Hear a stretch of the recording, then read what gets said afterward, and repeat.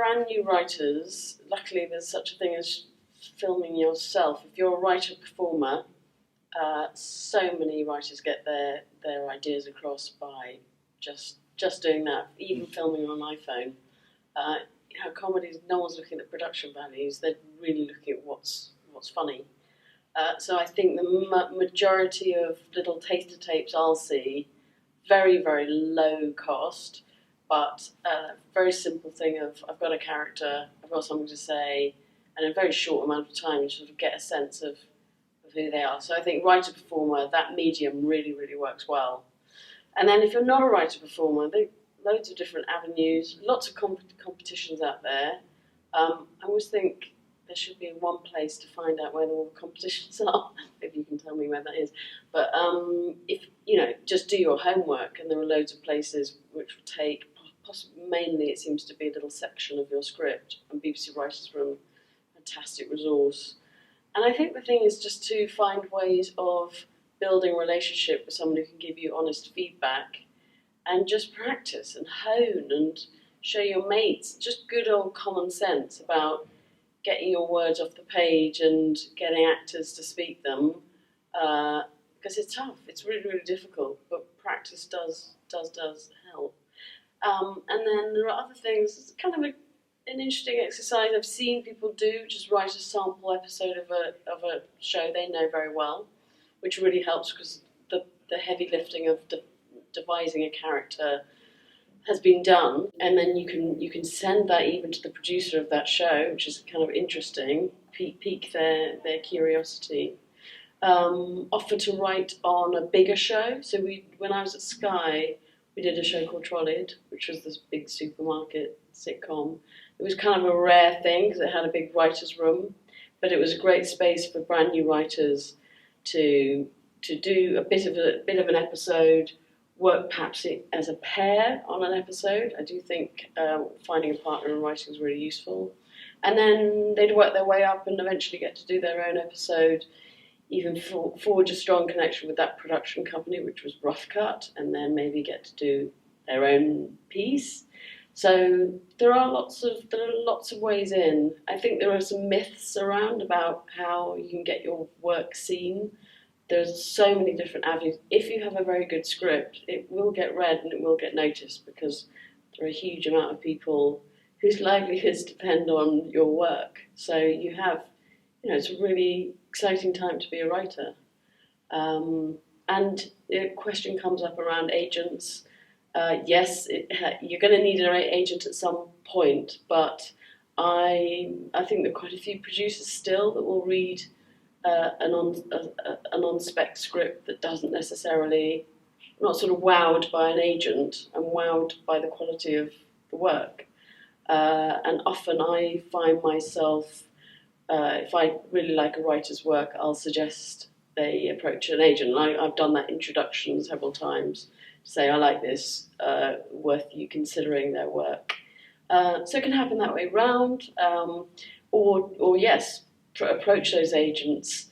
Look at, I do think IMD Pro is a helpful thing to subscribe to online because it gives you a lot of information on who's writing on what and what their agents are. So you can look at, frankly, this goes for producers as well, who's doing work that you like, what are you a fan of, and then look at who's behind them and just go, okay, they represent that writer, I like that writer.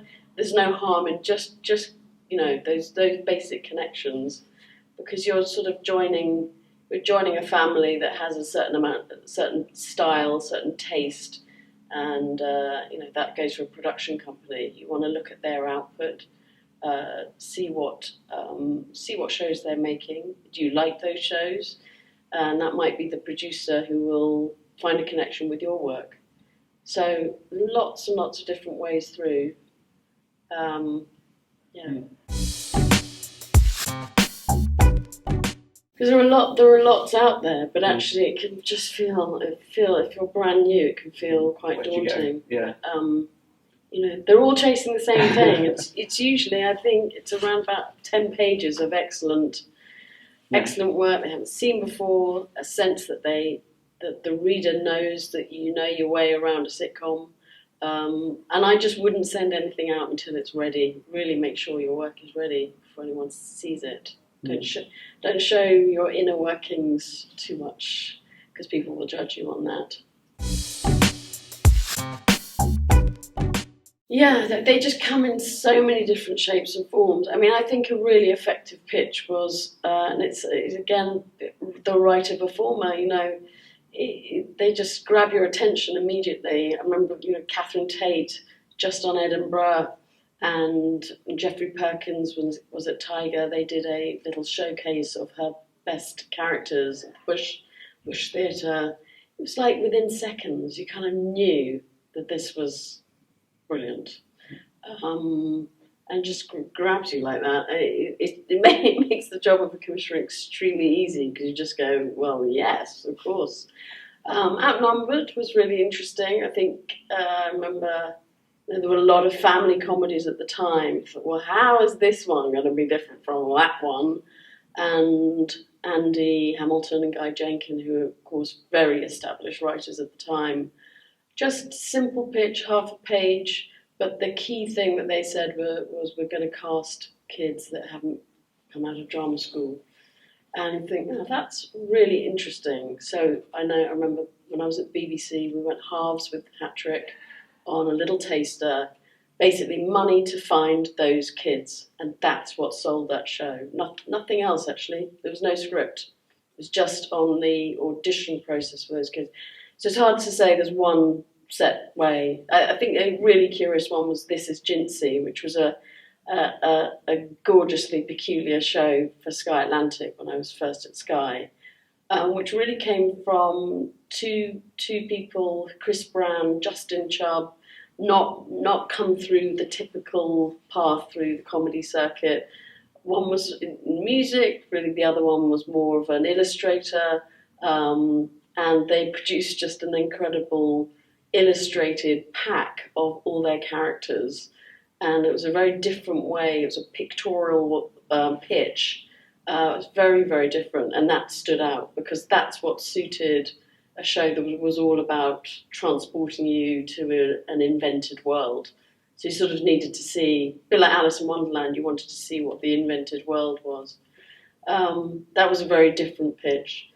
And then you'll get a brand new writer just sending you a great script. So one that I loved particularly was Spy, which we did at Sky, which was from Hat-Trick. Simeon Goulden, who'd not really written much comedy before, was a lawyer, and it was his first script, and no track record, just very good. We were looking for a twist on family at the time for Sky One. Great timing. We were really in the mood to buy something fresh. The fact probably that he hadn't written much before was particularly attractive because he had a very different style.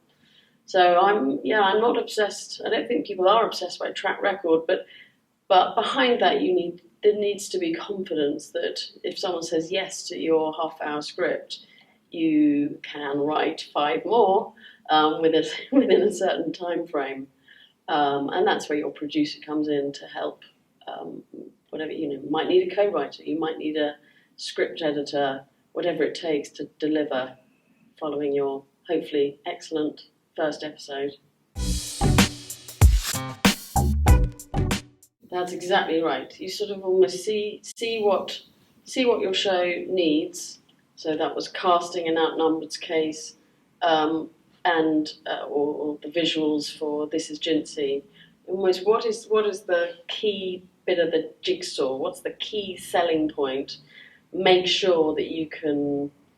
All this is about getting that point across and giving the commissioner, the buyer, confidence that you can deliver on that sort of central core USP. What's going to make this different from everything else we've got out there?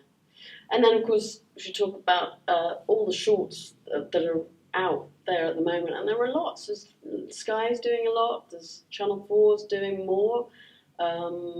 They're not to be sniffed at. They're really valuable. They are pilots, mini pilots, but they're great things to aim for. They're the step up from your possibly shot on iPhone, taster tape. So we're really lucky in this country that there are so many avenues for that. Worth really seeking out those opportunities. Yeah, I just think have as many irons in the fire as you can. I think there's something really attractive about that collective. You know, you might just find you could be the writer for a voice, and you can try and approach that person. They might actually say yes, or they may just want to kind of add to what they are already doing. So I don't know. I look at the Ellie White and Jamie Demetriou, that crowd, and you go, could you possibly sort of see yourself writing for that new gang coming through? I'm a big believer in you kind of strength in numbers, and great things come out of gangs forming around who've got a particular take on life. And then, you know, the more there are of you, the more kind of tentacles you've got going out into the industry. I think all of that's really vital. So yeah, trying to seek out creative partners. You know, Henry Normal and Steve Coogan. You know, they're all out there. Bain and Armstrong, Mitchell and Webb. Those pairings are really, really important. It's difficult because you can have a perfectly formed sketch, and that's great. I mean, you know, here Channel 4 quite interested in sketch again, which is exciting. So it's hard to judge those because that may not have a sitcom in it, but still really brilliantly performed. I think the thing to watch, if you are part of a pair, make sure you're sort of evenly matched and you're delivering something different in it. If you've got an odd couple, are you duplicating the same joke, or are you offering something that complements each other and brings out the comedy in each other? And sometimes you sort of saw that, and sometimes it wasn't so clear. And you could say a really specific idea feels it's too specific to have a life beyond, but you possibly could have said that about people just do nothing, and that proved that one wrong. So, you know, larger than life characters, probably harder to see a full world around them, possibly. But then some things need to be of that scale in order to have the impact. So yes, I think in a short form, it's really good to be quite specific, create a world, get across the truth of it very, very quickly, understand what each character's goal is, and make sure you've got a punchline. I mean, a sketch is the extended joke, isn't it? Punchline is so key.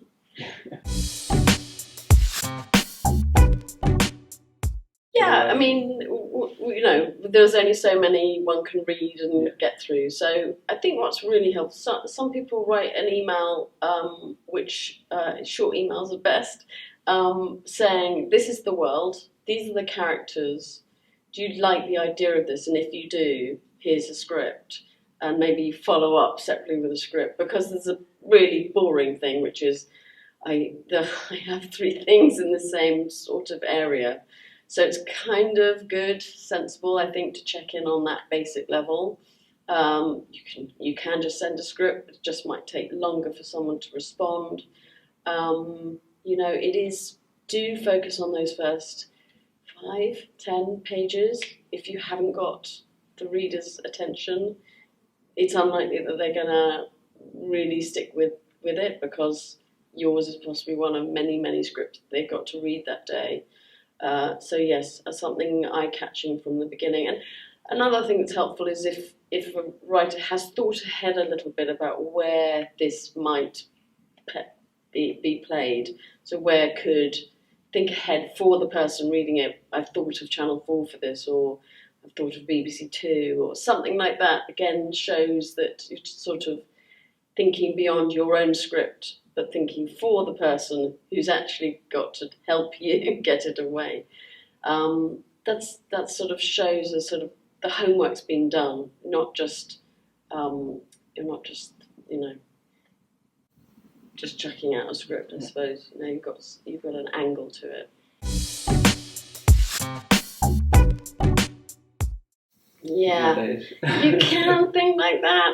You know, a producer should think for you. I mean, I've said it helps to have some sense of it, but you know, we're all after the thing that we haven't seen. Every commissioner's after the thing they haven't seen before. So sometimes I can feel it in a script that someone's overthought where it might play, and that someone might like this because they haven't got it somewhere. And actually, I've slightly lost interest because I want to know what the writer has in their head, what's their unique perspective, what's their voice, what, you know, wit. You know, they found comedy in something I haven't seen before, and that's got nothing to do with what channel it's on. That's about the piece of work itself. I think we can get, that's a distraction, I think. And a producer can do all that work about how to pitch, what is it about this that I can sell. But the producer's not writing your script. You're in control of that. That's the thing to focus on.